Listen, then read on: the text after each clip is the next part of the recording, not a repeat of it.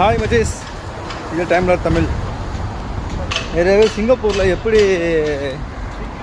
MRT card இருக்குன்னு தெரியாது.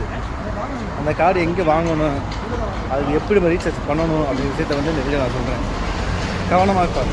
Okay, MRT card வாங்குற மாதிரி இருந்துச்சுன்னா ஒன்ஸ் ஏர்போர்ட்டுக்குள்ளே விட்டு வெளியே வரும்போது முன்னாடியே ஒரு கவுண்டர் இருக்கும்.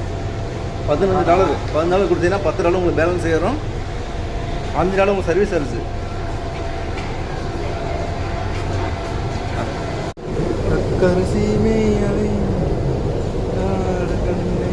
கவுண்ட்ரு, இந்த கவுண்டில் போய் $5 கொடுத்தீங்கன்னா உங்களுக்கு கார்டு கொடுத்துருவாங்க. கார்டு வந்த பின்னாடி என்ன பண்ணுங்க, இந்த மாதிரி நியர்பையே பக்கத்தில் மிஷின் இருக்கு. மிஷினில் போய் ரீசார்ஜ் பண்ணணும். $10 கொடுங்க.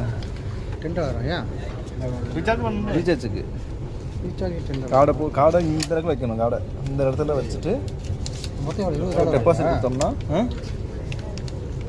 நம்மளுக்கு இதில் கேஸ் வரும்.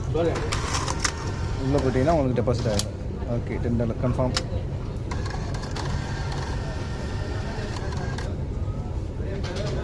நீங்கள் கார்டை பேச் பண்ணால் போதும். டன். $15 சரி. $15 இருக்குங்க. ஃபுல்லாக $15 முடியுது.